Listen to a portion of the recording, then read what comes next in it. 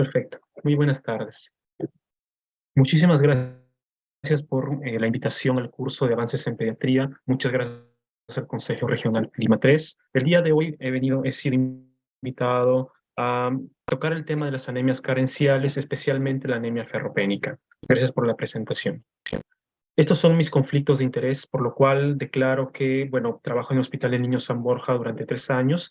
Declaro también que este material técnico-científico tiene fines únicamente educativos y va dirigido exclusivamente a profesionales de la salud. Por otro lado, también debo declarar que no trabajo con laboratorios con exclusividad, pero he tenido apoyo para lo que es capacitación de los laboratorios que ustedes ven aquí. Para estas exposiciones virtuales debo hacer las siguientes recomendaciones. Primero, ¿no? Al público, recomendarles que usen una computadora en un escritorio, no un celular en sus camas o sillones.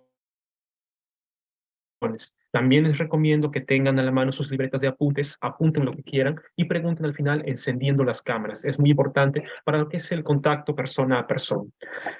Cuando damos estas charlas a lo que es exámenes, alumnos, o en general cuando damos estas charlas, cuando próximo a dar algún examen, siempre coloco un símbolo de pregunta de examen final, el cual es el siguiente, ¿no? Esta estrellita, ¿no? Por lo que ahora les pido que muy atentos en cuanto en alguno de estas diapositivas aparezca la siguiente estrellita. Es símbolo, si no de una pregunta de examen final, símbolo de un conocimiento muy, muy importante. Muy bien, vamos a empezar. A manera de motivación, quiero hacer las siguientes preguntas. ¿Qué es la anemia? ¿Cuántas clases de anemias hay? ¿Cuál es su impacto en el Perú? ¿Y cuál es el tratamiento de la anemia? Toda aquella persona que viene a escuchar una charla de anemias siempre viene con estas preguntas.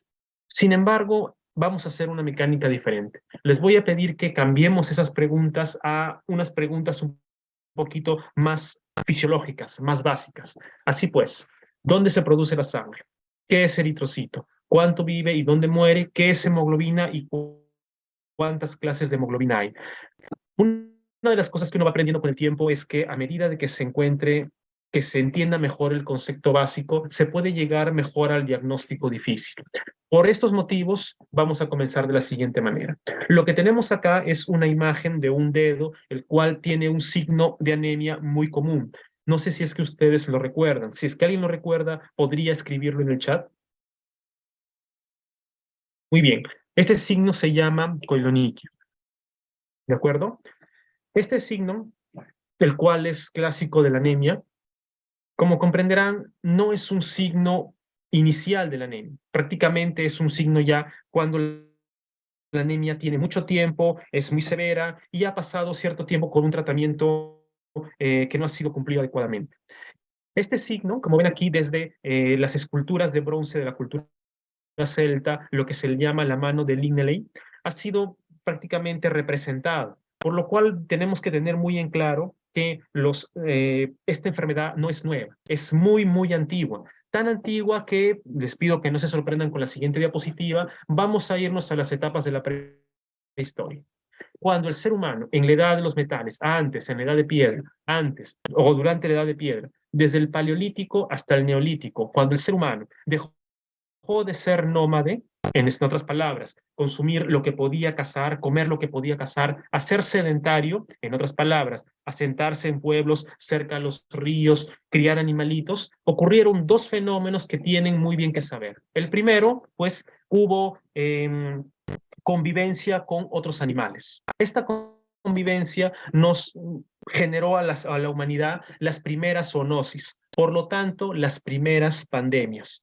Signo que las pandemias no es algo nuevo, acabamos de salir de una, no es algo nuevo, es algo que se viene desde prácticamente el ser humano, desde que el ser humano existió, y puntualmente desde que pasó de ser nómade a ser sedentario. Por otro lado, también se encontraron algunos huesos con algunas lesiones como las que tenemos acá, llamada hiperostosis porótica, signos de desnutrición. ¿Por qué motivo? El ser humano cuando era nómade comía carne, El ser humano, cuando pasó a ser sedentario, comenzó a comer frutos, comenzó a comer lo que podía recolectar, comenzó a comer más dieta a base de vegetales. Obviamente, estos cambios, justamente estos han producido estas lesiones en algunos huesos encontrados más o menos desde estas épocas. Así pues, ¿dónde se produce la sangre? ¿Qué es eritrocito? ¿Cuándo vive? ¿Dónde muere? ¿Qué es hemoglobina? ¿Cuántas clases de hemoglobina hay? Todas estas preguntas vamos a irnos a la parte más básica, que es la fuente de sangre, la médula ósea. La médula ósea, como ven acá, es un órgano más, un órgano que produce células, un órgano que produce hematíes, leucocitos y plaquetas, un órgano que está dentro de los huesos, principalmente en adultos en los huesos planos, en niños en todos los huesos, por dentro. Esta estructura anatómica de un órgano es diferente a la que estamos acostumbrados clásicamente a escuchar. Nuestros conocimientos del preescolar nos hablaban de que las células sumaban tejidos, los tejidos sumaban órganos. En este caso no es así. En este caso, la arquitectura de este órgano es diversa, es irregular. La arquitectura de este órgano no tiene un patrón de un primer, segundo o tercer puesto. La arquitectura de este órgano se basa simplemente en diferenciarse algunas partes óseas y algunas partes líquidas. Tan imposibles de describir es esta arquitectura que lo que hay son algunas teorías, ¿no? Lo que vemos aquí no es exactamente una teoría, es la biopsia de una médula ósea. Una médula ósea que, que tiene lo que corresponde un poco de hueso y una parte prácticamente celular, líquida. Una parte donde vamos a encontrar células diversas y un poco de tejido adiposo diverso. Como hemos dicho, esto es un plan, no hay una arquitectura y esto es un plano en primera dimensión, no se puede diferenciar qué es primero, qué es segundo. Por aquí, por ejemplo, solamente podemos ver un poco de tejido adiposo, un poco de plaquetas y unos cuantos eritrocitos. El tema es que en médula ósea vamos a encontrar estas células en su versión más juvenil, en su versión joven, en la versión de células madre hematopoyéticas, células madre que, como todo órgano, cuyo tejido tiene que interrelacionar entre sus células para cumplir una función, las células madre hematopoyéticas tienen que interrelacionar con las demás células que hay a su alrededor. Así pues, el ejemplo más importante para esta charla es conocer que la célula madre interacciona con los macrófagos que hay en la médula ósea, recibiendo y dando hierro en su forma de hemosiderina. Esta interrelación es la base de la producción de los eritrocitos, de la hemoglobina de los eritrocitos. Por lo tanto, de la enfermedad que vamos a estudiar el día de hoy. Pero que quede claro que hay otras células que interrelacionan con esta célula madre hematopoyética. Tan importantes son estas interrelaciones que son la base de lo que es el trasplante de médula ósea. Tal vez en alguna próxima charla lo conversemos. La médula ósea es la fuente, la base de la producción de la celular en la sangre. Pero antes que la médula ósea produzca sangre, la sangre se producía en la etapa prenatal en el hígado y más antes en el saco vitelino.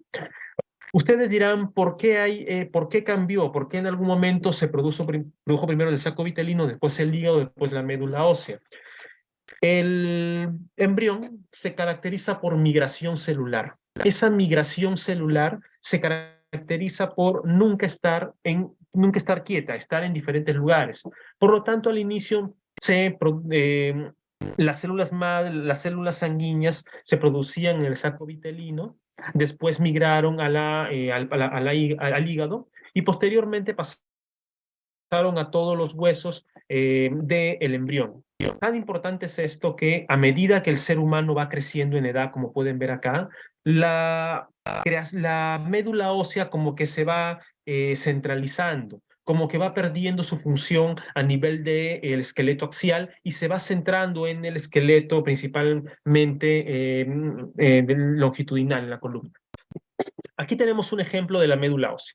Este ejemplo de la médula ósea en este hueso partido por la mitad, claramente vamos a ver que está prácticamente en las partes más distales, ¿no? También pues está en las partes más proximales, pero lo importante de aquí es que durante el estudio de esta médula ósea no se puede hacer más que de otra manera que con una punción lumbar, con una punción, con un aspirado de médula ósea.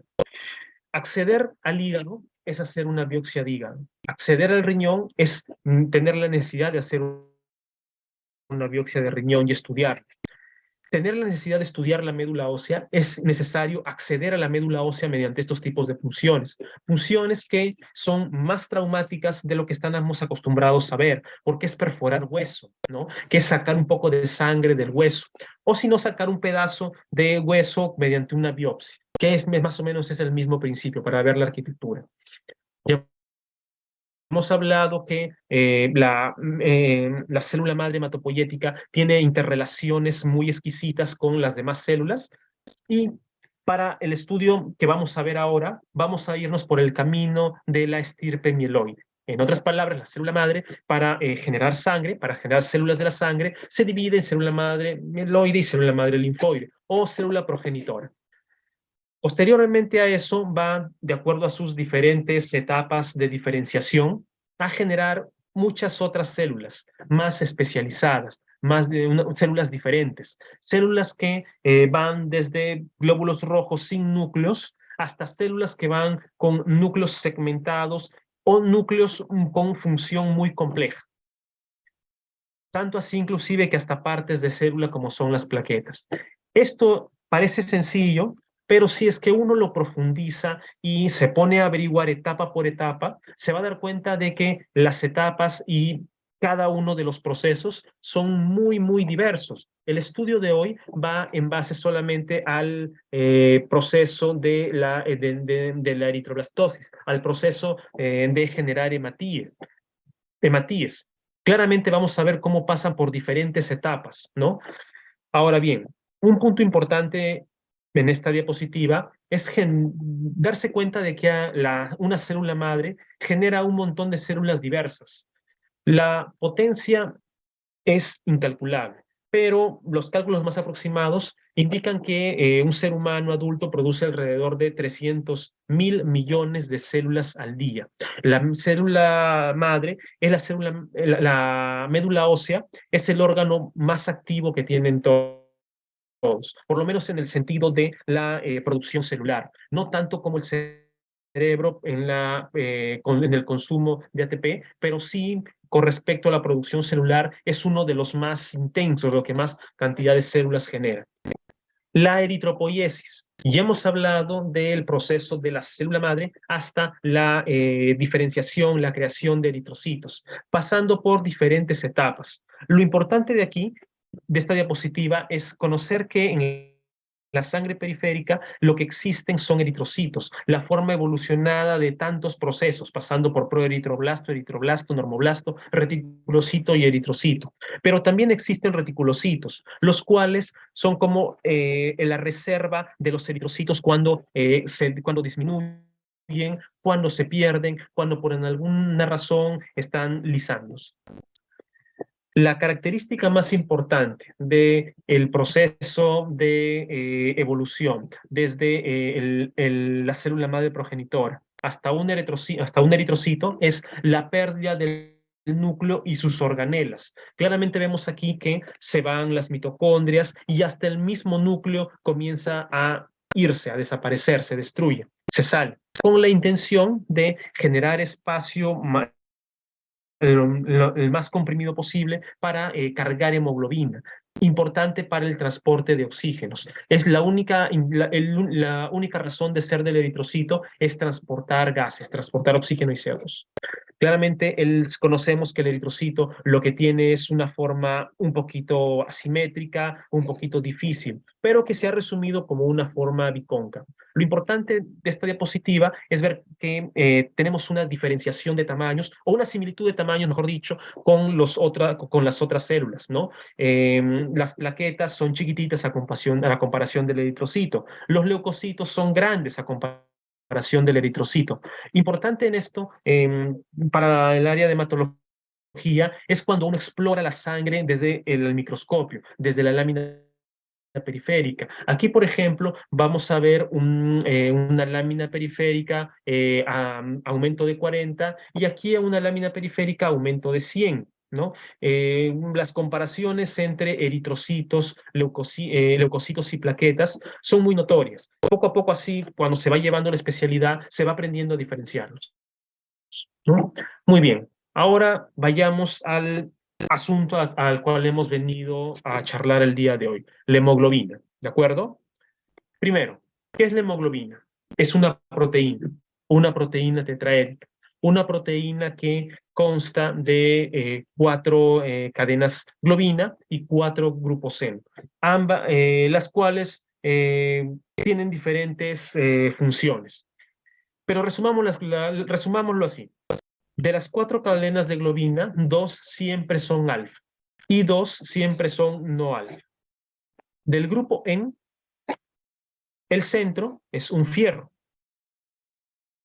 y el alrededor es una protoporfirina. ¿De acuerdo? Eso es como vamos a resumir la hemoglobina. La función de la hemoglobina es que en cada grupo N se asocie a un oxígeno. ¿De acuerdo? Como ya hemos dicho acá, el núcleo N es una protoporfirina más un fierro reducido y la globina son 2 cadenas alfas y 2 no alfa. ¿Cuál es la función de las cadenas no alfa? Depende de la edad. Más adelante vamos a ver. Bueno, la síntesis de la hemoglobina, sabemos por la parte bioquímica, nos ubicamos fácilmente en el grupo hemo y la globina, ¿no? Conociendo de que viene de diferentes procesos del ciclo de Krebs, ¿no? Y diferentes funciones y la suma del hierro, donde justo aquí es donde al estar reducido el hierro, al estar ausente, pues cae la hemoglobina. Y se, eh, por lo tanto genera la enfermedad que hemos venido a estudiar, la anemia. Hemos dicho que las características, las diferentes tipos de grupos globina tienen, se diferencian de acuerdo a edades, con la intención de generar diferentes hemoglobinas que ayudan a cada grupo etario para lo que es el diferente transporte de oxígeno, para lo que es el diferente aporte de oxígeno, ¿no? Así pues, la hemoglobina del adulto lleva oxígeno de forma, digamos, en una potencia de 3, la hemoglobina fetal en una potencia de 5 y la hemoglobina embrionaria también en una potencia de 3, ¿de acuerdo? En otras palabras, la hemoglobina fetal transporta mucho oxígeno. El feto tiene la obligación de subsistir, de llevar oxígeno a cada una de sus células. Por eso la hemoglobina fetal tiene la característica de ser una mejor transportadora de oxígeno, ¿no? Comparativamente en las edades, vemos que no es que el adulto no tenga nada de hemoglobina fetal, no es así. El adulto tiene un alrededor de 98, toda su hemoglobina, el 98% es hemoglobina fetal. Es hemoglobina que le llamaban hemoglobina A, hemoglobina adulto. El recién nacido tan solo tiene un 20%. Al revés, hemoglobina fetal en el recién nacido vamos a encontrar que es un 80%. Y en el adulto, hemoglobina fetal solamente es un 2%. Porque el recién nacido, pues, acaba hace poco de ser feto. Por lo tanto, tiene suficiente hemoglobina fetal para subsistir. Tan sabio es el organismo que esta hemoglobina fetal se mantiene con el feto por lo menos entre 6 y 12 meses, con lo cual ayuda a que si es que en ese tiempo hay un problema de anemia, un problema oxigenatorio, un problema cardíaco, mantiene su hemoglobina fetal, trata de sobrevivir. Ahora bien, los valores de hemoglobina, porque estamos acostumbrados a catalogar anemia como un valor de hemoglobina, ¿no? Por lo tanto, centralicémonos en estos conceptos. El valor de hemoglobina en adultos, varones y mujeres, tiene las características que hemos encontrado acá, las cantidades. Varones, lo normal es 15 con 2 desviaciones estándar. Mujeres, 14 con 2 desviaciones, más o menos. En la charla de hoy vamos a centrarnos en lo que es en cuanto a los niños. Más adelante vamos a hablar un tema de las alturas, pero en cuanto a los niños, hasta los 1000 metros, la hemoglobina normal es 14. Ahora bien, por ese motivo, es necesario catalogar la anemia según los valores que nos ha dado la OMS. Por eso, centrándonos otra vez en niños, ¿de acuerdo? En menos de 12 años, estamos hablando de una hemoglobina menor a 12. Recién nacidos, menos de 13,5 se cataloga como anemia cuando es menos de 13,5. Y de 2 a 5 meses cuando es menos de 9,5. Repito, en un momento más adelante vamos a hablar de diferenciaciones con respecto a las alturas. ¿De acuerdo? Ahora bien, las anemias son diferentes y son un poco difíciles de entender. Por lo tanto, como el día de hoy vamos a centrarnos a las anemias ferropénicas, vamos por ahora a hablar un poco de lo que son los síndromes anémicos, ¿de acuerdo? Los síndromes anémicos no existen, o mejor dicho, no son bien catalogados, debido a que existen muchos tipos de anemia, ¿no? Por lo tanto, no es correcto de frente con un hemograma darle un nombre a una anemia. Eso no está bien. Así que es mejor ponerle esta macro clasificación o juntarlas todas en un solo grupo, ¿de acuerdo? Como hemos puesto acá, síndromes anémicos, donde la definición, eso sí, por ahora no se puede cambiar, disminución de la masa de glóbulos rojos, cuyo parámetro más adecuado es la hemoglobina. En la clínica vamos a encontrar síntomas generales para todas las anemias y síntomas específicos de acuerdo a la etiología. Y acá podríamos pasar a muchos ejemplos. Entre los síntomas generales, pues los síntomas comunes, sobre todo con respecto a la debilidad, la astenia, el cansancio, el incremento del sueño, los que tenemos acá. Ahora bien, con los síntomas específicos, por ahora, no vamos a hablar, solamente vamos a hablar de las anemias ferropénicas. En el tema de grados, ¿de acuerdo? Y esto también es según la OMS, se cataloga más que nada leve de 10 a 12, moderada de 8 a 10 y severa menor a 8, con la intención de que esta clasificación se ha dado con la intención de definir en qué momento transfundimos, ¿de acuerdo? Actualmente todavía sigue rígido la idea de que se debe transfundir con anemia severa, o sea, anemia menos de 8, para lo cual esto tiene diferentes escenarios que que son un poco difíciles de entender. Pero en general, para toda emergencia, cuando el paciente llega con anemia severa, menos de 8, idealmente debe ser transfundido. El problema cuando uno comienza a estudiar las anemias y quiere ordenarlas es justamente cuando se va de frente a las definiciones, o mejor dicho, cuando se va de frente a los valores adicionales del hemograma, ¿no? En otras palabras, de frente cuando se va a estos dos valores, el volumen, la intención de buscar el volumen corpuscular medio para definir la anemia y la intención de determinar mediante fórmulas si es que es una anemia regenerativa o una anemia regenerativa, ¿de acuerdo? Frente a esto, yo considero de que tenemos que replantear el aprendizaje de las anemias. Por lo que por ahora, primero vamos a dar una definición general de las anemias y después replantearlo a cada uno de estas actitudes, estos flujos diagnósticos. A ver, déjame cambiar esto acá. Muy bien.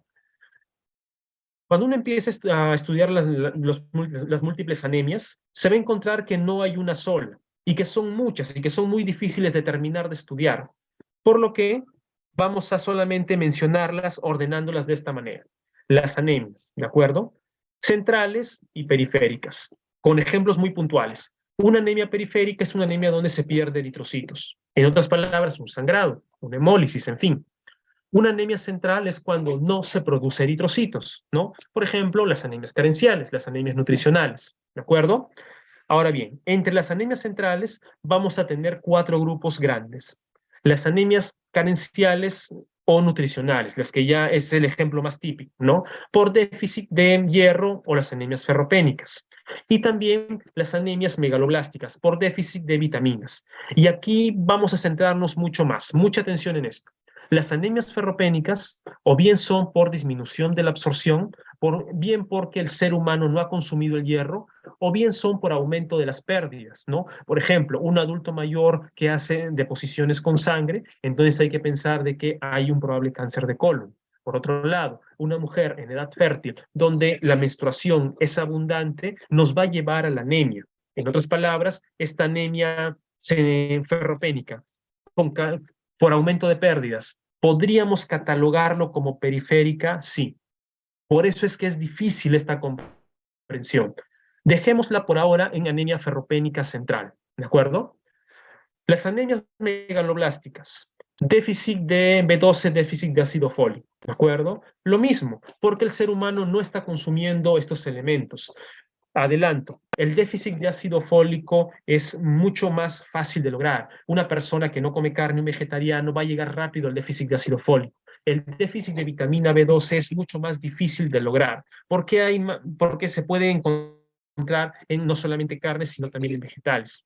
Sin embargo, aquí hay algo diferente. Las anemias perniciosas, cuya etiología ya no es por la falta de alimentación, sino por la falta de absorción, porque el ser humano en su tracto gastrointestinal no puede absorber estas vitaminas, no puede absorber estas vitaminas, debido a que no produce el factor intrínseco, debido a que no produce este factor que ayuda a proteger las vitaminas del ácido clorhídrico y que ayuda a que la vitamina B12, pase del tracto gastrointestinal, pase por el duodeno, pase bien por el ilio y pueda absorberse ahí, ¿no? Esta es una enfermedad autoinmune, es una enfermedad incluso más frecuente que por el mismo déficit de vitamina B12 por temas nutricionales. Por lo menos en otros países, por lo menos en Europa. En la zona de Latinoamérica, la anemia por déficit de vitamina B12 de características nutricionales, como que más o menos tiene la misma prevalencia que la anemia ferropénica. También hay anemias por déficit de B12 congénitas, bueno, las adquiridas son las que por el tema de nutrición, pero también pueden ser por fármacos o también pueden ser, claro, por fármacos, ¿no? Ahora bien, anemias centrales, por un tema de inflamación. Cuando alguna vez han tenido un paciente hospitalizado y ha comenzado a hacer anemia, hablamos de una anemia inflamatoria, hablamos de una anemia por enfermedad crónica, hablamos de la anemia más frecuente en el intrahospitalario. La anemia más frecuente en el ambulatorio o extrahospitalario es la anemia nutricional. En cambio, en la anemia en el intrahospitalario es la anemia por inflamación, la anemia crónica. Y se da por un déficit de eritropoyetina, ¿de acuerdo? Es una inflamación crónica.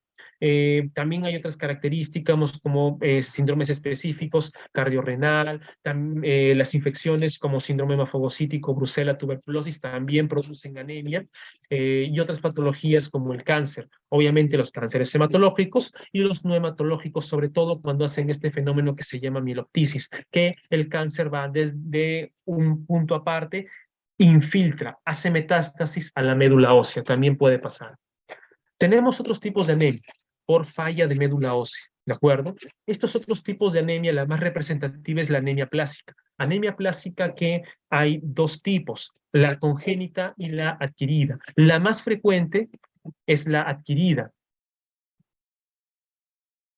La más frecuente es la adquirida, la anemia aplásica idiopática, la anemia plástica que requiere un trasplante, la anemia plástica que uno llega a un hemograma y solamente encuentra pancitopeña. Lamentablemente, esa pancitopeña que genera aplasia medular se llama anemia aplásica. Es un juego de palabras difíciles de entender. El punto es de que todo está disminuido. Leucocitos, plaquetas y hemoglobina.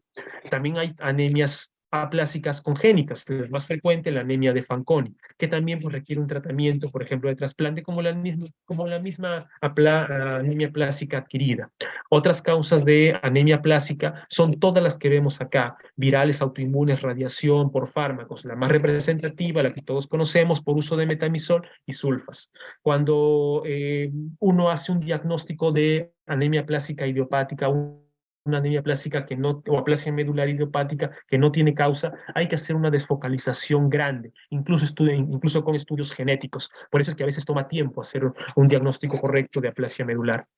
Hay otros tipos de falla medular, como hemoglobinuria paroxística nocturna, que es esa enfermedad que seguro recuerdan que el ser humano hemoliza su propia sangre. Por defecto de creación de los eritrocitos, esta sangre se destruye en la periferia. Y tiene la característica que a medida que pasa el día hasta la noche, al ser destruida, al salir la bilirrubina por la vía urinaria, cambia de color o cambia de cantidades de bilirrubina que se excretan en la orina a medida que pasa el día.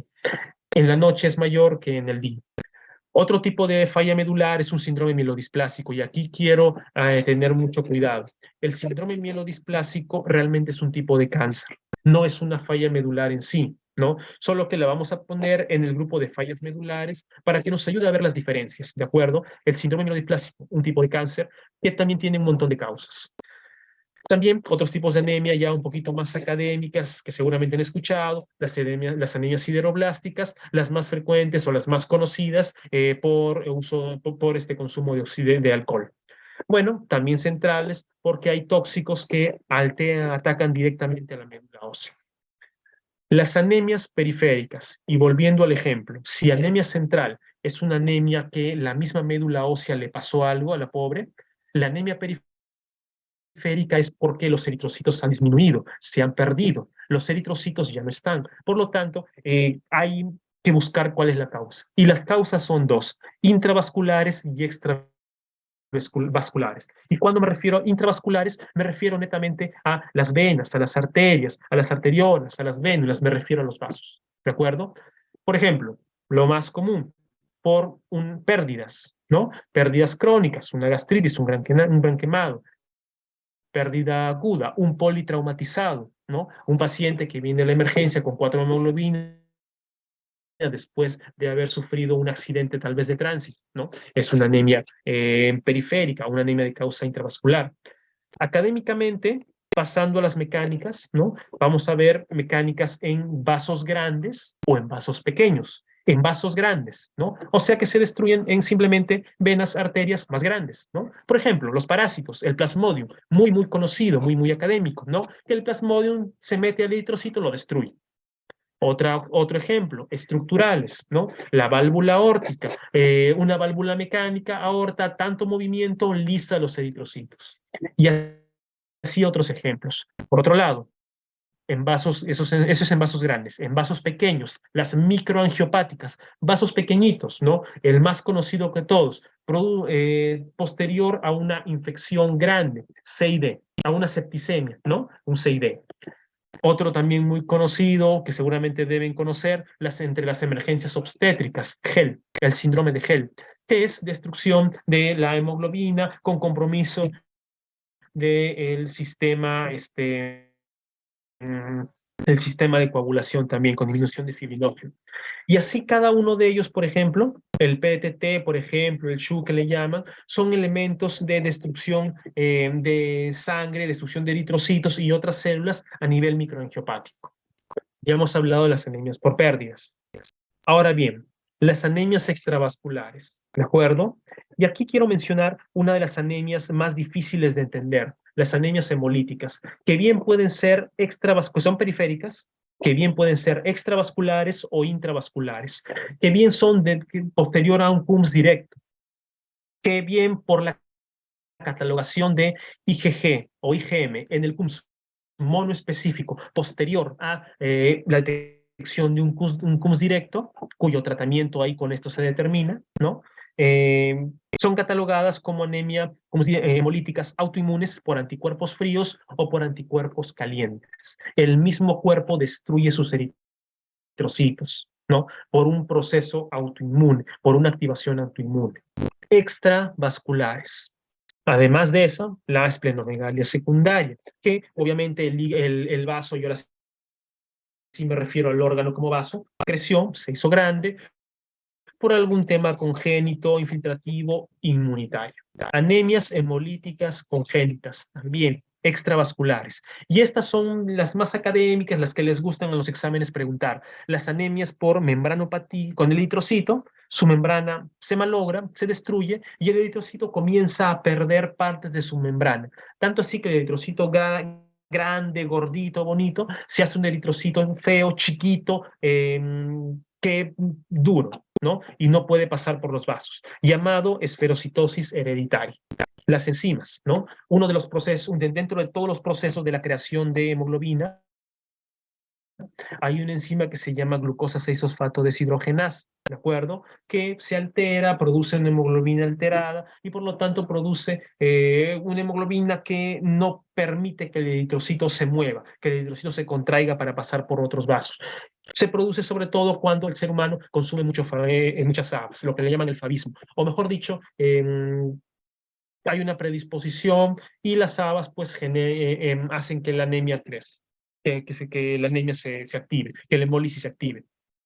Hemoglobinas, ¿de acuerdo? Alteraciones por el tema de las hemoglobinas. Bueno, la talasemia y la drepanocitosis. Son las más diferentes, los que les gusta los exámenes estar haciendo las preguntas. Frente a eso, voy a proponer hacerles unas cuantas preguntas, a ver si se entendió, porque a partir de esto ya se puede entender y se puede diversificar y entender mejor los conocimientos. A ver, aquí tenemos una pregunta. Una mujer de 65 años consulta por pérdida de peso, astenia, parestesias en manos y pies desde hace un año.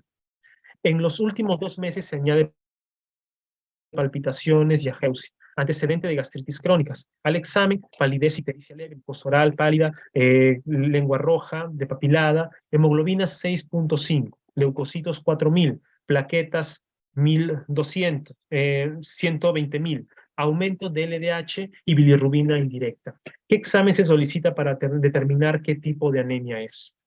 Si alguien podría responder en el chat.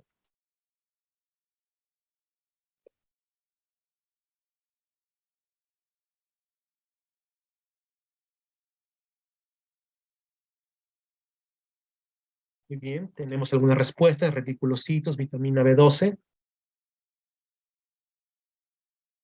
¿Alguien más? Bueno, sí, pues la respuesta es déficit de vitamina B12, ¿no?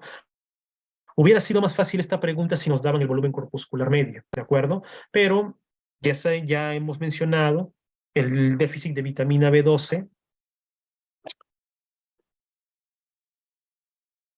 Me parece que no lo mencioné. El problema es que el ácido fólico y la vitamina B12 son elementos que construyen el ADN, ¿de acuerdo? Por lo tanto, al tener un ADN inadecuado, un ADN alterado, se genera pues un eritrocito alterado, un eritrocito que se ve más grande, que madura irregularmente, que no puede botar bien su núcleo, ¿no? ¿No? Por lo tanto, genera un eritrocito que se destruye, se muere rápidamente, tanto en la médula ósea como en la sangre periférica. En la médula ósea se le llama aborto medular y en la sangre periférica, pues bueno, no tiene un nombre. Pero este eritrocito en destrucción, en la médula ósea y en la sangre periférica, bota lo que tenía dentro, que es la bilirrubina indirecta. Y por lo tanto, este recambio de eritrocitos genera que aumente la deshidrogenasa láctica. Enzima que es parte del recambio de los eritrocitos, el recambio celular en general. ¿De acuerdo? Obviamente, una paciente adulto mayor con presencia de gastritis y síntomas sugestivos, centrales y sobre todo neurológicos, ageusia. La diferencia más importante entre el déficit de vitamina B2 y el déficit de ácido fólico es que el ácido fólico no produce síntomas neurológicos. Muy bien, otra pregunta. ¿A qué tipo de anemia corresponde un hemograma con volumen corpuscular medio y hemoglobina corpuscular media disminuido? Esta es una pregunta bastante sencilla. Una anemia con un volumen corpuscular y una hemoglobina corpuscular media disminuida. O sea, un eritrocito chiquito. Muy bien, las anemias ferropénicas, ¿de acuerdo? Por supuesto, en todo desde el momento que uno empezó pues, a estudiar medicina, a ejercer la medicina, este es el valor más común con respecto a cuando uno se pone a estudiar las anemias. Vienen las preguntas de exámenes, se ve en la vida diaria, y por lo tanto, desde aquí quiero decirles que esta es la principal información que deben sacar de un hemograma.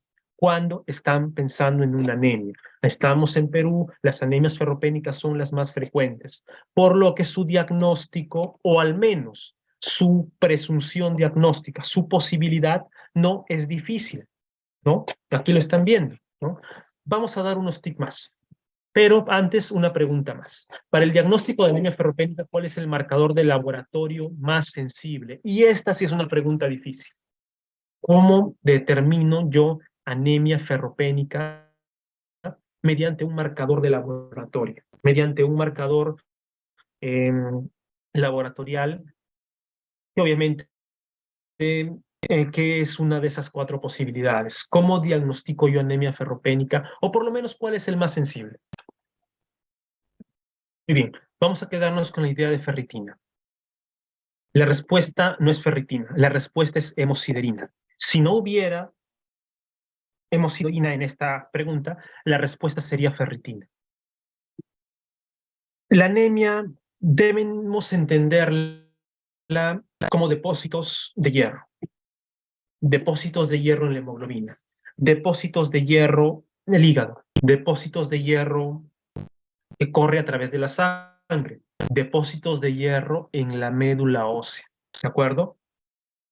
El depósito de hierro de los eritrocitos se llama hemoglobina. El depósito de hierro del hígado y que corre por la sangre se llama ferritina. Por eso algunos le llaman depósito móvil. El depósito de hierro que está en la médula ósea se llama hemosiderina y le llaman depósito fijo, ¿no? ¿Qué es lo que pasa? Jamás pues vamos a hacer un aspirado de médula ósea para diagnosticar una anemia ferropénica, ¿no? Eso pues no sería ético. Sí hay otras formas actualmente. Esta es una pregunta difícil, ¿no? Si no estuviera aquí ferritina, la respuesta, si no estuviera aquí hemosiderina, la respuesta sería ferritina. Otra pregunta. ¿La mayor parte de hierro en el organismo se encuentra como? Bueno, es una pregunta bastante sencilla. Como hemoglobina. Otra pregunta. Anemia caracterizada por macrocitosis. Esta también es una pregunta muy sencilla.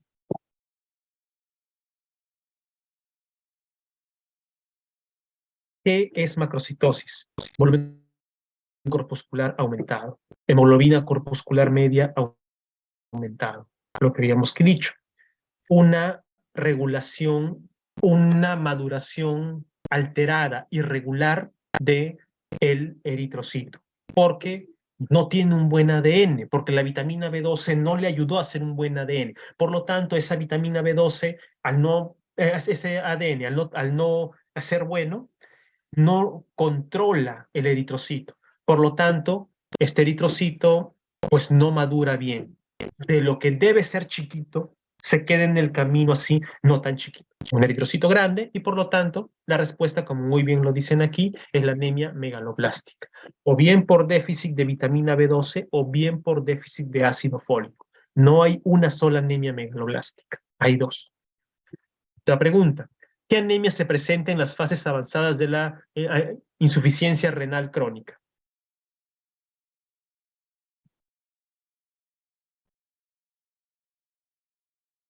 En otras palabras, ¿cuál es la causa de la insuficiencia renal crónica?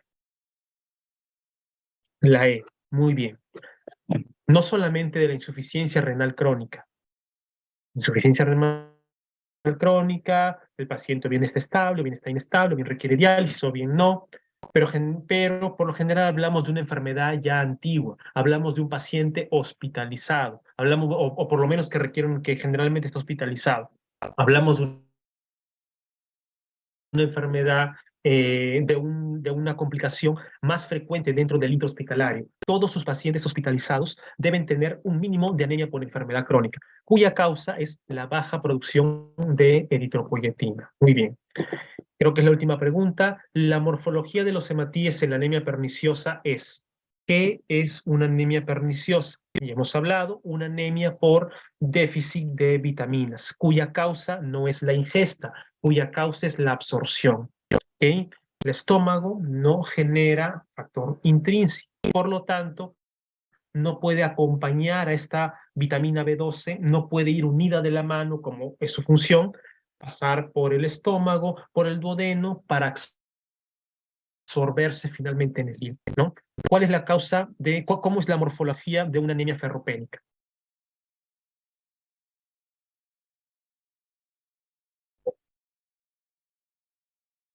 Muy bien, macrocítica. ¿Se dan cuenta?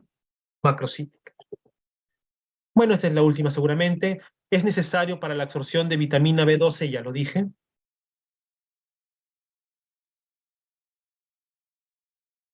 ¿Qué es necesario para la absorción de vitamina B12? Muy bien, el factor intrínseco. Muy bien. ¿Por qué hay tantas preguntas? Sigamos. Lesión medular en la anemia plástica. Ah, ya esta es importante, sí. Esta es importante que preguntemos, por eso lo puse. Lesión medular en la anemia plástica. Lesión medular en un paciente que viene con pancitopenia, que no se le encuentra causa. Un paciente que de repente es un niño, un adulto, que viene pálido, que viene con petequias, que viene infectado, que la infección no mejora, una neutropenia febril probablemente.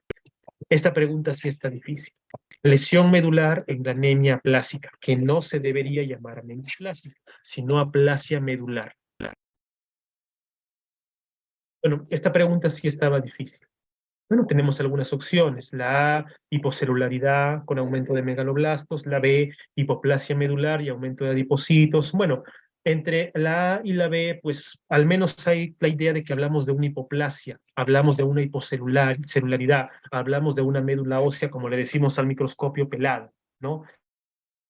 Está bien, ¿no? Solo que aquí la diferencia es que en este caso, así como vimos esa médula ósea con unos cuantos adipocitos, en este caso hablamos de una médula ósea que no se ve las células, solo se ve un montón de adipocitos. Esta es la respuesta, ¿de acuerdo? Signos físicos de aplasia medular, eso sí también está un poquito difícil, ¿ya? Palidez y por una más. Ahora, quiero llegar a esto antes que me gane el tiempo. Una anemia, la anemia ferropénica. Bien, ya nos relajamos un poquito, ya hablamos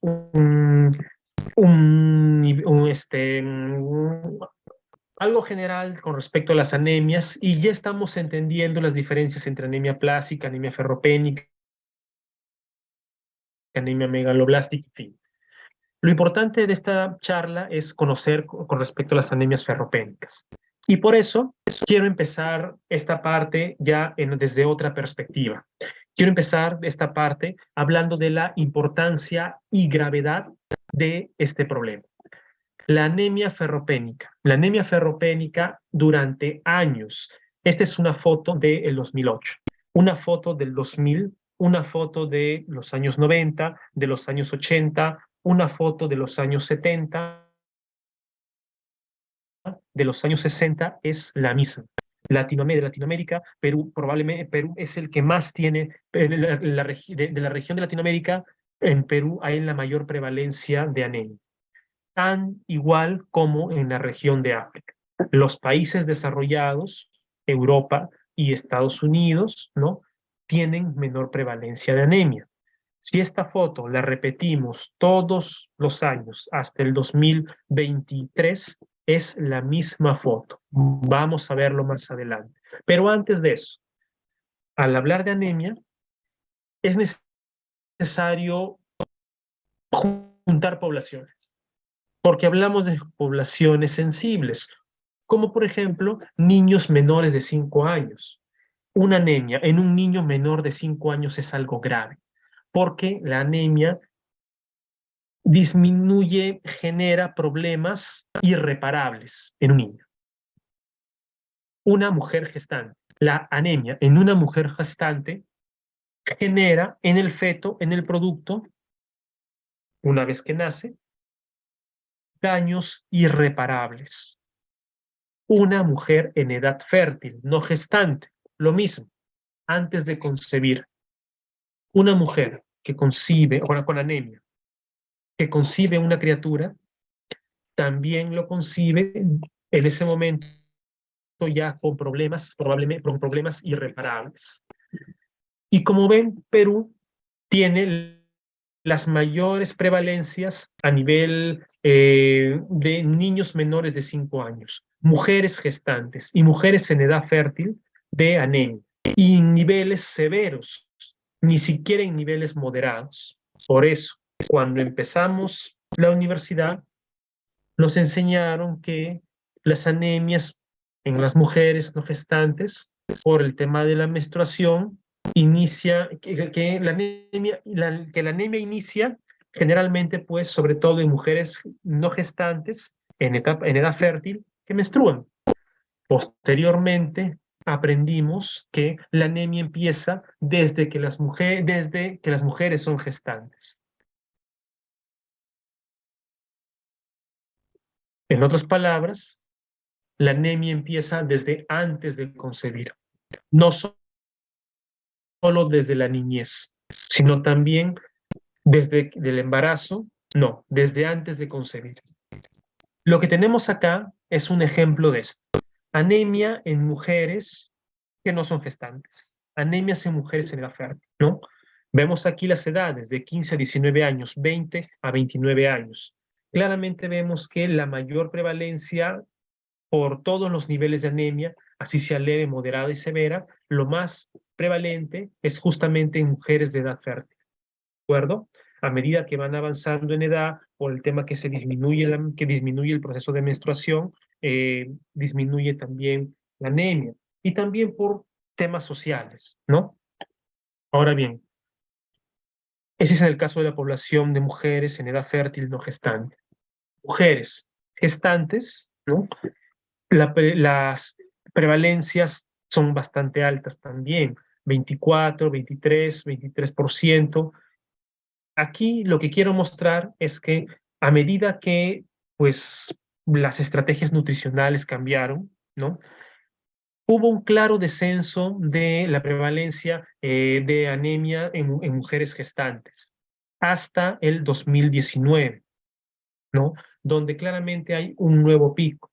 Obviamente, esto se está dando también producto de la pandemia. El problema es la distribución en cuanto a la gestación, en cuanto a la anemia con respecto a al periodo donde una mujer no es gestante y el periodo donde es gestante, ¿no? Por eso es que es un poco difícil de diagnosticar, porque en la menstruación la masa eritrocitaria, ¿no? Es normal hasta el momento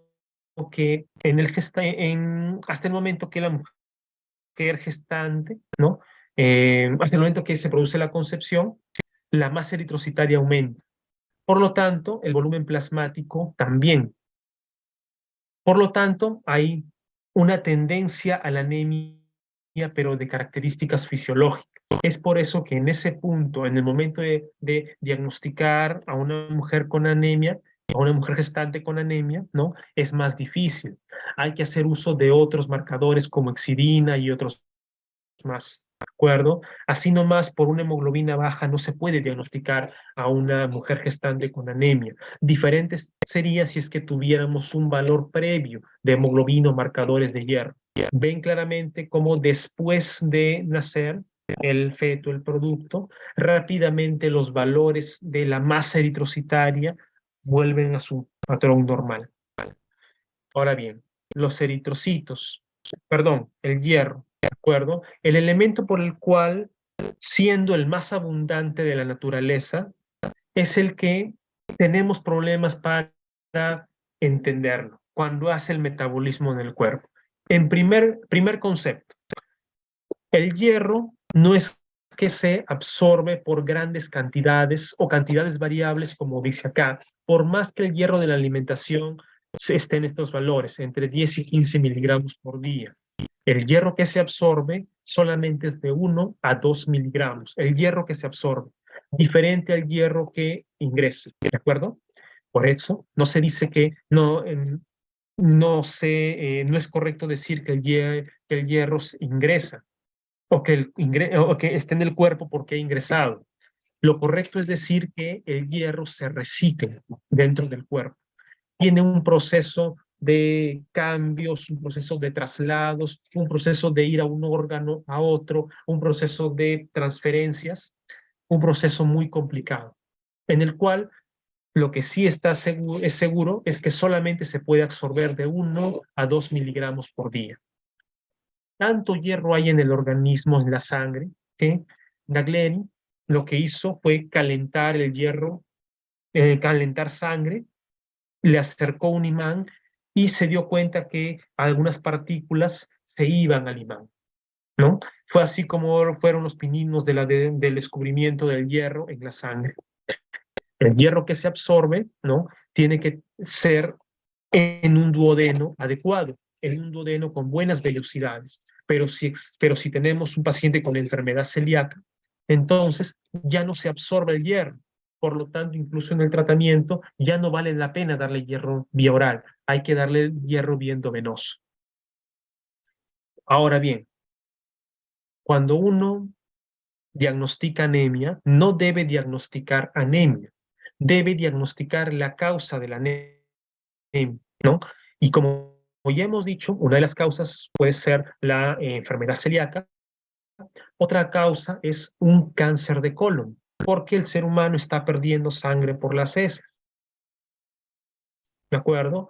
No solo es la alimentación, ¿no? Es cierto, 90% de los pacientes que vamos a ver van a tener anemia por déficit nutricional, pero vamos a tener un buen grupo de pacientes a los cuales estamos dándole hierro, estamos tratándolo como anemia nutricional y tienen un cáncer de colon. No está bien que una persona, que una persona que tiene cáncer de colon siga siendo tratado como una anemia nutricional. Por eso es que los estudios para la anemia son diferentes. Por eso es que no se debe diagnosticar anemia. Se debe diagnosticar anemia y su causa. ¿De acuerdo? Requerimientos diarios de hierro en la dieta, ¿no? Y esto lo que vemos aquí son valores promedios. Valores que ingresan por la boca. Valores promedios por día en diferentes edades, en diferentes condiciones, como mujer en edad fértil y mujer embarazada. No es el hierro que ingresa al cuerpo, no es el hierro que se absorbe. Ya hemos dicho que el hierro que se absorbe es 1 a 2 miligramos por día, ¿no? En promedio, un varón adulto que su dieta normal es 10 miligramos por día, debe absorber 10% de lo que consume. O sea, 1 a 2 miligramos por día. No absorbe más. Y el resto se pierde. El resto se va. Ahora bien, cuando hablamos de temas de anemia a nivel, a diferentes alturas, aquí hay mucha controversia, ¿de acuerdo? La opinión de la OMS, la directiva de la OMS, de la Organización Mundial de la Salud, es dar unos parámetros, un valor de hemoglobina corregido según el resultado que le salga a la persona, según el nivel de altitud, ¿no? Tanto así que para menores, para una altitud de menos de 1000 metros sobre el nivel del mar, no solicitan corrección. Para una altitud de 1000 metros sobre el nivel del mar, se solicita una corrección, aquí está en gramos por litro, es 2 gramos por litro aquí. Para los valores que usamos en el Perú, sería 0.2 miligramos por decilitro. Lo mismo cuando se llega a medida que van subiendo, cuando que va subiendo la altitud, la OMS solicita una corrección cada vez más alta, ¿de acuerdo? En este tipo de controversia, y aquí mucha atención, ¿ya? No están las cosas totalmente escritas, debido a que si siguiéramos esta corrección, la anemia en el Perú tendría mayor cantidad, sería más prevalente, había mucho más frecuencia de pacientes con anemia. Y si es que no lo seguimos, sería mucho menos. Los estudios nacionales y de Latinoamérica siempre resaltan eso. que probablemente la anemia está sobrediagnosticada en el Perú. Los motivos es que debido a al tema de las alturas, debido a que no va acorde a los diagnósticos nutricionales, desnutrición, obesidad, debido a que no va acorde a el producto de mujeres gestantes diagnosticadas con anemia que tienen un producto sin anemia, no va acorde. Debido a que hay hay otro precedente. Los monjes tibetanos también, por alguna razón, no cumplen estos parámetros de la OMS. Al aplicarle la corrección de la hemoglobina, no tienen no se les puede catalogar como anemia con esas correcciones de hemoglobina. Los estudios extranjeros, ¿de acuerdo? Muy bien, la gran mayoría mencionan que esta corrección sí es dable, que esta corrección, a medida que va subiendo en altura, la hemoglobina pues debe corregirse para diagnosticar bien la anemia. Por un proceso fisiológico, ¿no? La hemoglobina sube a medida que más altura, por lo tanto debe corregirse para diagnosticar bien la anemia.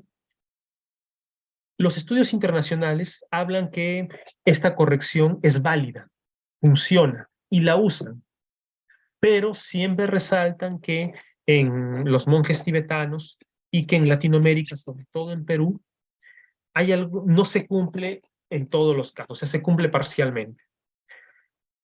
Ambas cosas no da, ambos grupos de estudios, tanto los nacionales como los extranjeros, siempre llegan a la misma conclusión. No es suficiente hemoglobina para diagnosticar anemia. No es suficiente. La anemia no se diagnostica con hemoglobina. Y el problema mayor de la anemia justamente es que se llama anemia.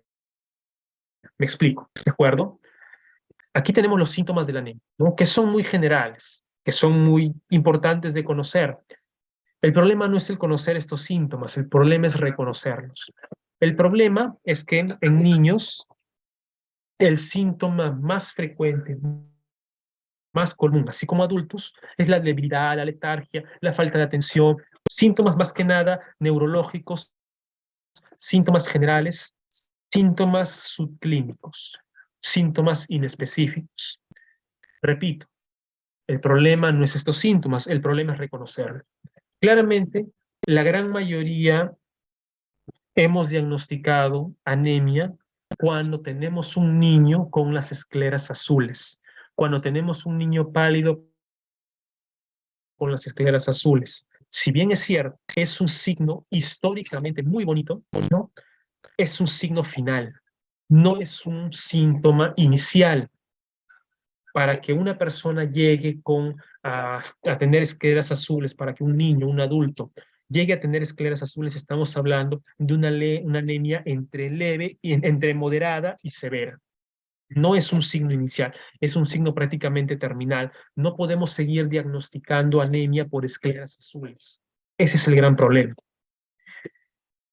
La anemia produce muchos síntomas, que los que presento acá también son terminales, ¿no? Ya hemos visto la coilonitis, la queratitis angular, lesiones a los costados, el tema de las mucosas, en el intercambio de mucosas, no genera una buena mitosis.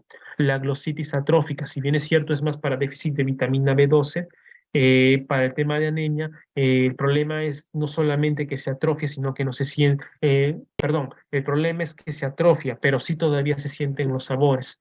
Igual que el melasma, por el mismo principio de la mitosis a nivel de piel, sobre todo de la cara. Fluvio telógeno, donde los cabellos como que se abren, ¿no? Como que se descascaran, despelan, la unidad del cabello como tal ya no es una unidad, sino como que las células se van separando y por lo tanto se vuelve frágil, por lo tanto se rompe, por lo tanto se cae. Esto es lo importante, las manifestaciones neurológicas, ¿no? El déficit motor de la anemia, el déficit psicomotor, se da porque el ser humano, al no tener hierro, ¿no? No puede procesar bien la GABA, la dopamina, la serotonina, la fenilalanina, ¿no? Lo malo es que dentro de estos déficit motor es que el déficit de GABA y de dopamina viene a ser irreversible, ¿no? En otras palabras, las células neuronales no mielinizan adecuadamente. Aquí tenemos un ejemplo de un artículo muy bonito que habla de la deficiencia de hierro en los primeros 1000 días de un ser humano, ¿no? Cuya disposición con respecto a los requerimientos, de acuerdo a sociedades internacionales, pues comienzan a discutir entre ellas, ¿no? Para la sociedad, para una sociedad, para otra y para otra, los requerimientos nutricionales son diferentes, ¿no? Por eso el cuadrito que presenté anteriormente es un promedio, tanto en adultos como en niños, ¿no? El punto no es esto. Todos coinciden en que solamente por el duodeno se absorbe 1 a 2 miligramos. Lo que pasa es que todos asumen que el niño está cubriendo, el ser humano está cubriendo su déficit de hierro por vía oral. El problema se da justamente aquí en las mujeres gestantes. No en las mujeres gestantes, se da en el ser humano antes de la concepción. El ser humano antes de la concepción, en una persona que tiene anemia, que lo concibe con anemia, que lo gesta con anemia, al momento pues de nacer, al momento de comenzar a crecer, los déficits, los desarrollos que debe tener, teniendo en cuenta que el niño, desde que es concebido, nace y hasta los 3 años, tiene un hipercatabolismo. Es un niño que sus células están muy activas, consume mucho ATP, requiere mucha energía. Por lo tanto, los procesos en formación, los procesos cognitivos, ¿no? Se hacen complejos, difíciles y más intensos, ¿no? Los que vemos acá, ¿no? Sensibilidad, corteza, la corteza prefrontal, en general, todos esos procesos requieren mucho hierro. Y si no tiene el hierro suficiente, pues esos procesos simplemente no se dan. Y por lo tanto el niño se queda con un déficit permanente. Repito, el problema de la anemia es que se llama anemia, ¿no? El problema de la anemia serían, el problema de la anemia es que se logra diagnosticar cuando ya tenemos estos valores, cuando tenemos valores no solamente de hemoglobina bajo, aquí ni lo menciona, sino de ferritina, de hierro, de transferrinas alterados, de receptores de transferrinas alterados. Como ven aquí, la hemoglobina recién baja cuando el paciente se lo cataloga como anemia. Cuando el paciente se lo cataloga como deficiencia de hierro o como hierro depletado, ni siquiera se le llama anemia. Por lo tanto, el chiste ya no es diagnosticar la anemia cuando se llama anemia, sino diagnosticar los estados de ferropenia. Eso es lo más importante. Y por lo tanto, prevenirlos. Esto es tan común, tan sencillo, ¿no? Tanta información que adquirir, que simplemente en las publicaciones como El Comercio, ¿no? Inciden en que nuestros niños en Perú tienen un dramático problema por la misma anemia, ¿no? Le ponen el tema dramático, como hemos visto acá, pero lo que quiero incidir en esta simple publicación del Comercio, ¿no? Es que, pues, la encuesta ENDES ha catalogado como que niños entre 6 y 35 meses de edad tienen una prevalencia de anemia hasta casi 50%, que las actividades que se hicieron tomaron su impulso, mejoraron, ¿no? Con una disminución progresiva en el 2019, 2020. Pero vean cómo claramente esa disminución ya no se da. Simplemente disminuyó la aceleración de esa disminución y por lo tanto incluso aumentó, ¿no? Por lo tanto, tenemos cada vez más anemia. Estamos hablando de las épocas de pandemia. Ese es el problema de las emergencias sanitarias. Las enfermedades crónicas, entonces, se pierden, ¿no? Ahora tenemos más niños con anemias que en la etapa prepandemia. Todavía no ha salido del 2023. Da temor saber qué cosa va a salir. Hablamos de familias, niños que, un buen grupo, muchos de ellos, pues han perdido a sus familiares, ¿no? Han perdido a los cuidadores. Por lo tanto, no tienen quien les dé de comer en la boca. Hablamos de niños frágiles y que cada vez están aumentando. Ahora sí, después de haber entendido todo este grupo de anemias, después de haber priorizado que lo más importante es, pues ya una vez el concepto, vamos a irnos al diagnóstico de la anemia ferropénica, que no es difícil, ya se vuelve hasta sencillo. Lo primero, ¿no? La recomendación que siempre vamos a dar es que tratemos un poquito de alejar las otras anemias y pensar que por ahora lo más importante es diagnosticar anemia ferropénica. Por lo tanto, dejar de por sí las anemias con volumen corpuscular medio alto, porque, como ya hemos hablado, estas anemias megaloblásticas son poco frecuentes en el niño, poco frecuentes en el adulto. También se dan, pero son poco frecuentes. Otro tema importante es que las anemias megaloblásticas no solamente es por déficit de vitaminas, ¿no? También hay otros elementos como síndrome mielodisplásico, alcoholismo, hepatopatías, hipotiroidismo, que generan una anemia macrocítica, ¿no? Que por lo tanto en este momento no es necesario ver. Por otro lado, el tema de las anemias regenerativas. Yo sugiero que esta clasificación, con empleo de esta u otras fórmulas, se deje para lactantes o recién nacidos con sospechas de hemólisis, porque eso cuando lo llevamos al campo de niños más grandes o adultos nos confunde, ¿no? El punto es que la anemia regenerativa es una anemia central, una anemia ferropénica, megaloblástica, y la anemia regenerativa, o sea, una anemia que regenera, una anemia que funciona, la médula ósea funciona, es una anemia periférica, ¿no? Hemos hablado de las anemias hemolíticas y las no hemolíticas, ¿de acuerdo? Ahora bien, el diagnóstico de las anemias, con la intención de solamente diagnosticar anemia ferropénica. El diagnóstico de las anemias, con esta intención, eso sí es difícil, porque se necesitan una serie de exámenes, no solamente un hemograma, no es suficiente, no sirve. Se necesita otros exámenes, ¿no? Entre ellos el depósito móvil, la ferritina, hierro sérico, el carrito, transferrina, el que transfiere la hemoglobina, aquel elemento que transporta la hemoglobina, la capacidad de fijación del hierro, que no es más que la transferrina que puede cargar más hierro o cargar menos hierro. Tevenon en heces, hemos repetido muchas veces, no está bien que haya pacientes con cáncer de colon que los estemos tratando como anemia ferropénica. Dosaje de vitamina B12 y ácido fólico, muy importante. Si yo no sé diagnosticar una anemia de vitamina B12 o una anemia por ácido fólico, simplemente voy a dosar la vitamina B12 y el ácido fólico. No necesito más. Lo que sí necesito es descartar que sea una anemia que, aparte que tiene anemia ferropénica, tenga un componente megaloblástico, tenga un componente de déficit de vitaminas. No necesito más que dosarlo. No es difícil, solamente solicito el dosaje de vitamina B12 y ácido fólico. Si lo tiene bajo, lo catalogo como anemia por déficit de vitamina B2 o ácido fólico. Un directo. Puede ocurrir que hablemos de una anemia hemolítica, que no nos estemos dando cuenta. No importa, no es necesario llegar a que si es anticuerpos fríos, calientes, simplemente diagnosticar si es hemolítica o no de tipo autoinmune.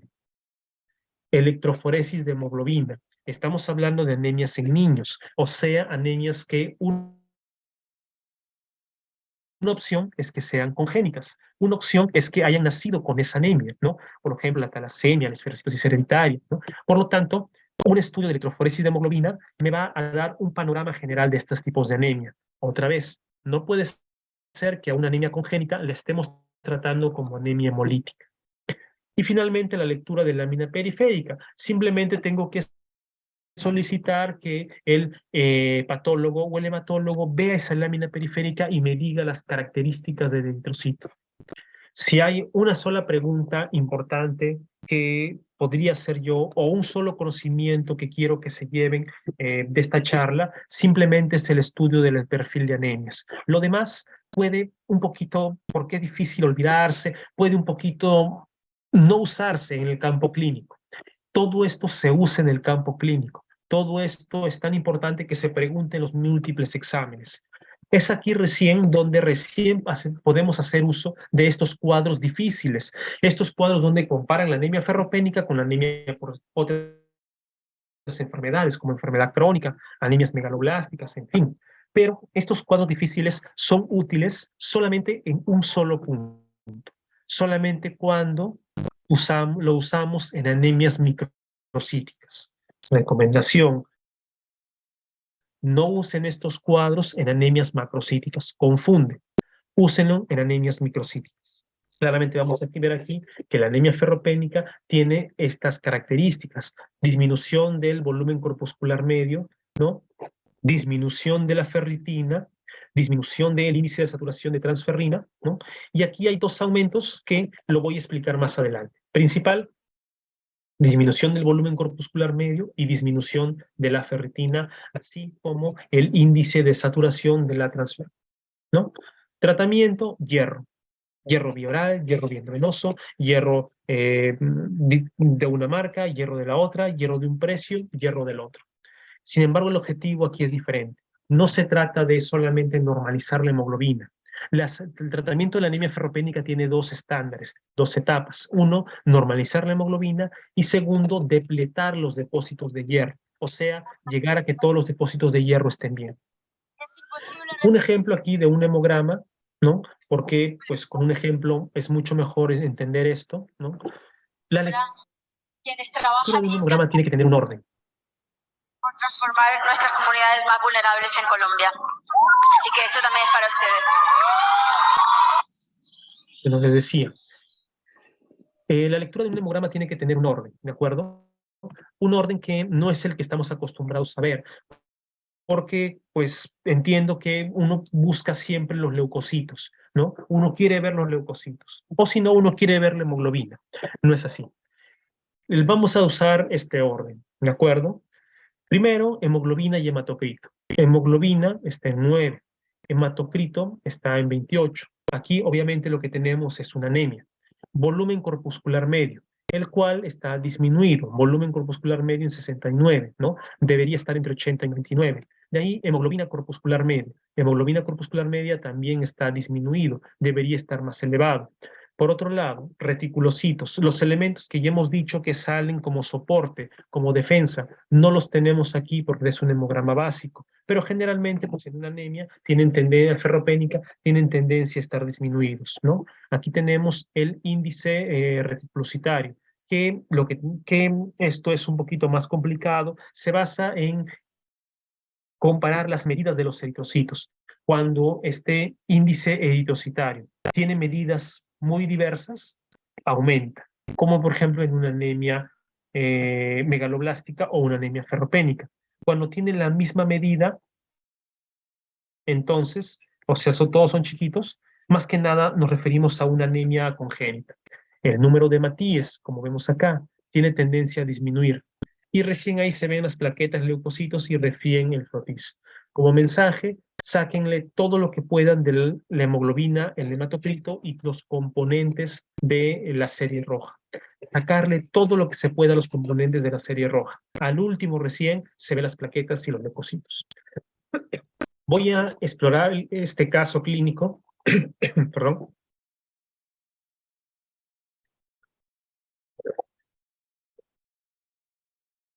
para un mejor aprendizaje de la anemia, para poder culminar, ¿de acuerdo? Lo último y aquí termino.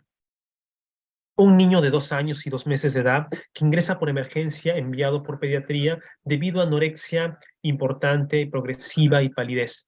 Consultaron por presentar desde 2 días antes anorexia muy marcada, tomando apenas solo lácteos. En los 3 o 4 meses previos quizás había notado cierta palidez, pero no les llamó la atención. Unos 4 meses antes, coincidiendo con una consulta por una infección respiratoria alta, se les había propuesto en el centro de salud la realización de una analítica que no efectuaron. No presenta fiebre, no presenta tos, diarrea, vómitos, ni otros síntomas. Su actividad era aparentemente normal, pero algo distraído. Anamnesis. Nació a las 37 semanas de edad gestacional. Su peso era normal para las 37 semanas. La lactancia materna exclusiva hasta el 6º mes. Desde entonces solo toma leche entera de vaca. Desde el año come escasa carne y dieta variada, de lo mismo que el resto de la familia, y bien, si bien en poca cantidad. No sigue control del niño sano. Si acude si acude ocasionalmente si acude ocasionalmente al pediatra en procesos agudos. Vacunación incompleta, por decisión propia. No hay otros antecedentes significativos. Tenemos un paciente de 2 años, el cual podemos decir que no está teniendo, los padres no están cumpliendo la necesidad del paciente. A la exploración física. Peso 12.2 kilos, en el percentil 25 disminuido, talla 90, en el percentil 75 también disminuido. Palidez intensa de piel y mucosas, soplo sistólico de 2 a 3 de 4, sin ritmo de galope. No hepatoesplenomegalia, faringe hiperémica, glositis atrófica, quelosis angular, cabello delgado y frágil. El resto de exploración no presenta otros hallazgos. Tenemos un niño netamente desnutrido. Apoyo al diagnóstico. En el hemograma de ingreso, ya hemos visto cómo entender un hemograma. A ver, hemoglobina, primero veo hemoglobina y hematocrito, 4.3, 14.9, disminuidos. Después veo volumen corpuscular medio, aquí está, 46, bastante disminuido. Después veo hemoglobina corpuscular medio, de nuevo, 13.3, también bastante disminuido. Veo ahora reticulocitos, ¿no? 4.4, con tendencia a aumentar, una anemia regenerativa, una anemia que está tratando de defenderse. Índice reticulocitario, el cual en este caso no lo tenemos. Número de hematíes, 3.22. Hematíes disminuidos, no se están produciendo. Finalmente, recién plaquetas y leucocitos. Leucocitos, 10. Plaquetas, 447.000. Un tema importante es que cuando disminuye la hemoglobina, disminuye los eritrocitos, el cuerpo trata de defenderse. El cuerpo trata de sacar más células. Por lo tanto, aumenta células que no quiso sacar, como las plaquetas, ¿no? Se dice que si uno ve un hemograma con disminución de hemoglobina y aumento de plaquetas, pues tiene que estar pensando en una anemia ferropénica. Y finalmente el frotis de sangre periférica, que no lo tenemos. Miren cómo recién, después de un hemograma, después de haber sacado mucha información del hemograma, sacamos información de un perfil de hierro. Ferritina, disminuido completamente. Hierro, 34, lo normal de 55 a 188. Capacidad total de fijación del hierro, 480. Lo normal es hasta 398. ¿Qué es la capacidad total de fijación de hierro? Imaginemos, pues, un transportador, un carrito, ¿no? Que es la transferrina. Este transportador, este carrito, sí, llena todos sus asientos, entonces la capacidad de poner más pasajeros es normal o baja. Pero si este carrito no llena todos sus asientos, entonces la capacidad de subir más pasajeros es alta, tiene más capacidad.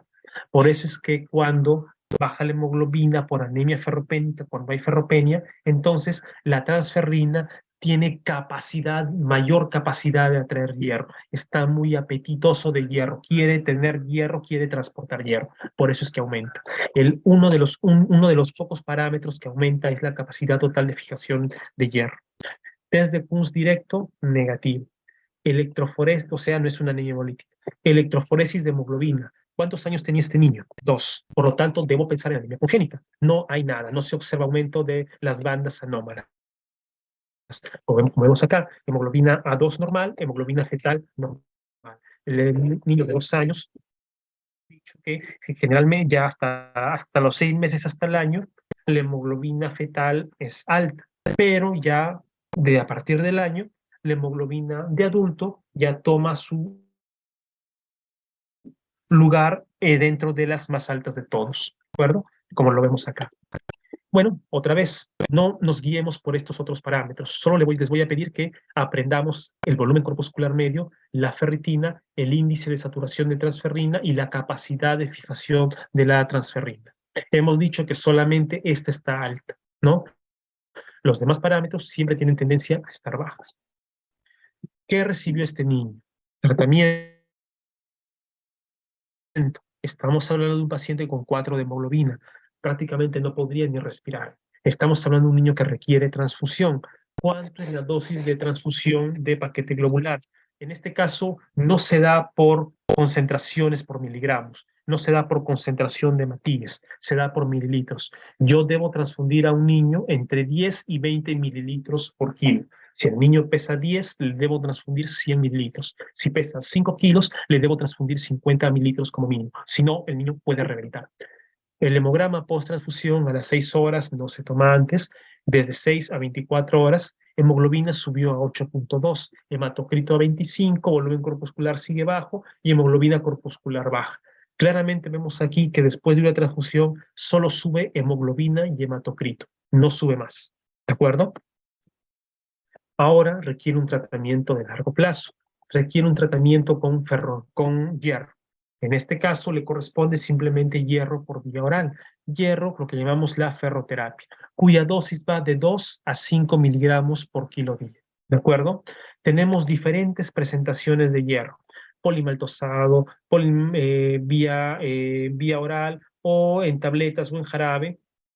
El sulfato ferroso, el más difícil de tolerar, en presentación jarabe, el hierro sacarato en presentación endovenoso, y el hierro carboximaltosa, el más caro de todos, pero también uno de los más efectivos, el Ferinjel. Diferentes presentaciones en el mercado peruano. Vamos a ver que recién al 7º día, ¿no? Hay una respuesta sumatoria de la transfusión y del hierro, que se le está dando por vía oral. Al 7º día, no antes. Recién a los 2 meses y medio presenta hemoglobina de 14. Recién a los 2 meses presenta una hemoglobina normal. Pero aquí hemos dicho, el primer objetivo es recuperar la hemoglobina, el segundo objetivo es, como quien dice, depletar los valores de hierro, para lo cual ha tenido seguimiento de un año. Un año. Si este niño fue diagnosticado en julio del 2023, se va a curar en las fiestas patrias del próximo año.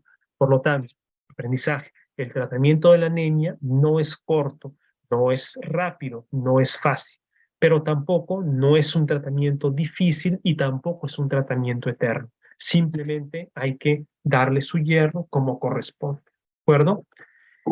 Quiero agradecer a la sociedad, al grupo, al Colegio Médico, eh, por haberme invitado a la reunión, así al curso Avances en Pediatría, y por lo tanto, con un plus, quiero decirles qué es lo que hacemos, qué es lo que hago yo en la consulta, ¿de acuerdo? Porque esto es también un poquito difícil, esto es un poco difícil de explicar. Voy a hacer como que yo les estuviera haciendo una consulta a ustedes, como si ustedes fueran el paciente, ¿de acuerdo? O bien el paciente adulto con anemia, o bien la mamá que tiene un hijito con anemia, ¿de acuerdo? Lo primero que tengo que hacer es, en la primera consulta, lo primero que tengo que hacer en la primera consulta es explicarle que no hay un solo tipo de anemia, ¿no? Y yo les explico así, saco un papelito y les explico.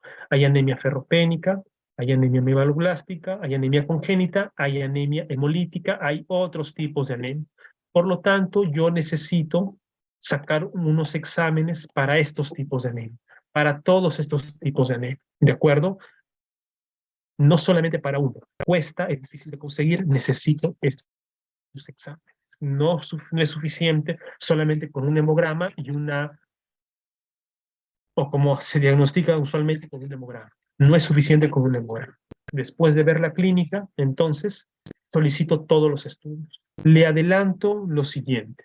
Si bien es cierto, lo más probable es que sea una anemia ferropénica, les explico que esta anemia ferropénica se da porque el ser humano pues no ha consumido el hierro como debe consumir. Siempre les pido disculpas por el dibujo. Estoy tratando de dibujar aquí un ser humano, ¿de acuerdo? Que no ha comido el hierro que debe comer, ¿de acuerdo? O que está consumiendo hierro, ¿no? Cuya causa de anemia es justamente el bajo consumo de hierro. Hay otra causa, les explico, hay otra causa. Muchas veces, ¿no? En las mujeres, les explico así, ¿no? Por el tema de la menstruación, pierden hierro. En el dibujito les explico que esta es la menstruación. Por lo tanto, me veo obligado a preguntar cómo es su menstruación, ¿no? Y ahí me dicen, menstruo 5 días, 7 días, 10, 5, 7 días, ya, normal. Pero si es que menstrua 7, 10 días y tiene un recambio de toallas mayor de 4, entonces debo asumir que esa menstruación está mal. Debo mandarlo a ginecología. No lo puedo tratar solamente yo, ¿de acuerdo? Eso es la primera consulta. Les pido todo el perfil de anemia.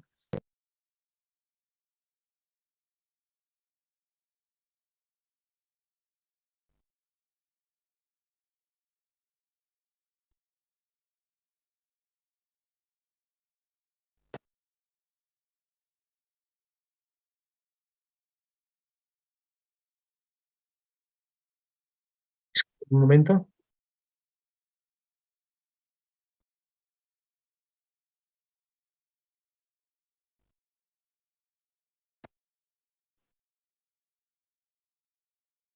Perfecto. ¿Se puede ver ahora mi pantalla en negro? ¿Podrían confirmarme, por favor? Sí, doctor. Muy bien.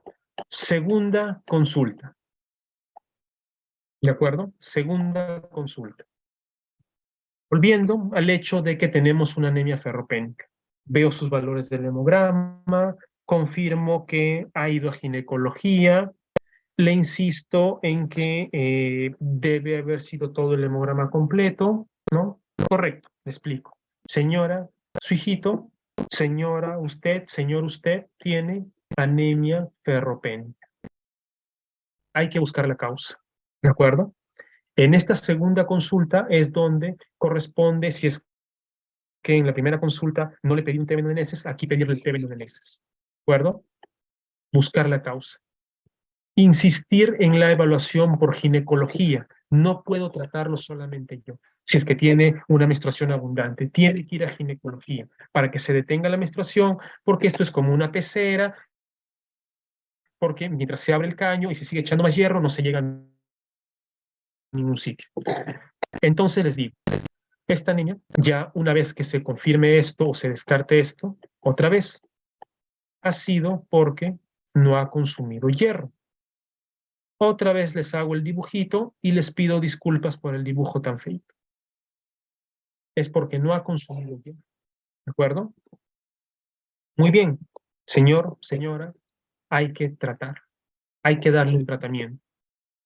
Le pregunto, ¿cuánto tiempo cree usted que va a demorar su tratamiento? Algunos me dicen 1 mes, 2 meses, otros me dicen 3 ampollas de hierro, otros me dicen por lo menos 6 meses. Ahí es donde, pues yo lamentablemente tengo que pinchar el globo.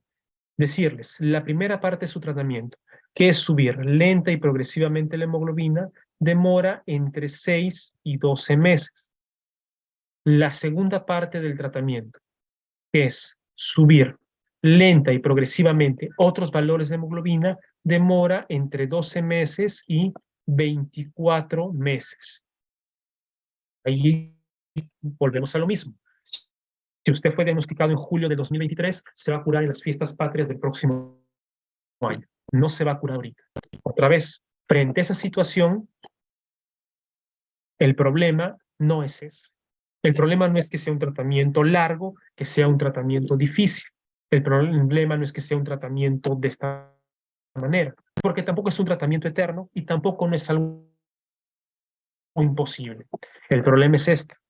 Cuando una persona es diagnosticada de anemia y sube lento y progresivamente la hemoglobina y por alguna razón detiene, pausa o abandona el tratamiento, hay una caída de la hemoglobina rápida y abruptamente.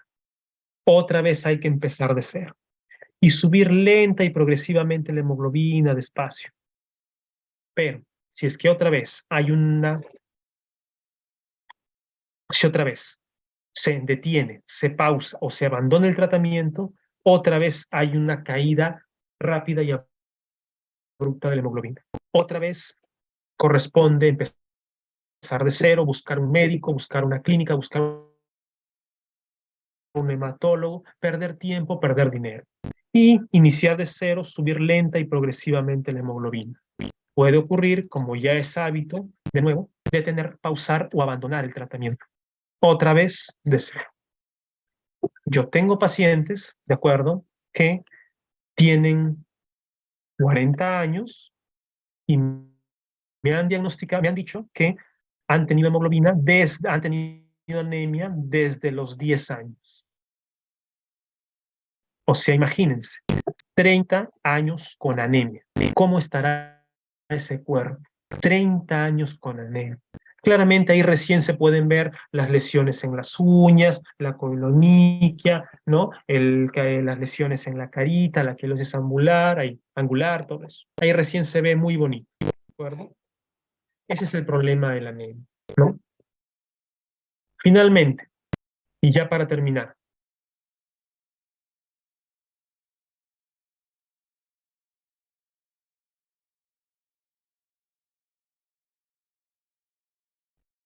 no sé qué me estoy pasando, solo un minuto más.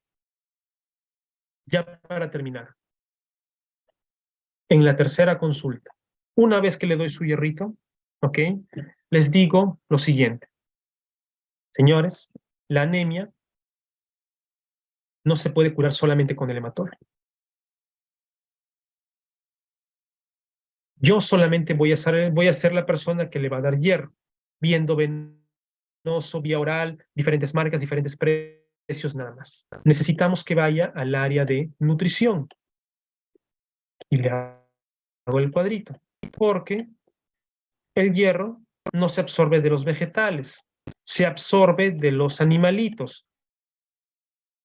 Por eso cuando le dicen, señor, señora, usted tiene anemia, vaya a que consuma lentejas, consuma cosas verdes, consuma cosas rojas, consuma rabanito. Eso no lo va a curar de la anemia. Y de los animalitos solo se absorbe bien de las carnes, no del pollo. Esto ya es un diseño genético, como ya hemos visto. El cavernícola no tenía una chacra para criar, no tenía una chacra para criar vegetales. No aprendió a asimilar la hemoglobina de los vegetales. Por último, necesito que vaya al área de psicología. Toda persona que tiene anemia generalmente tiene un problema psicológico.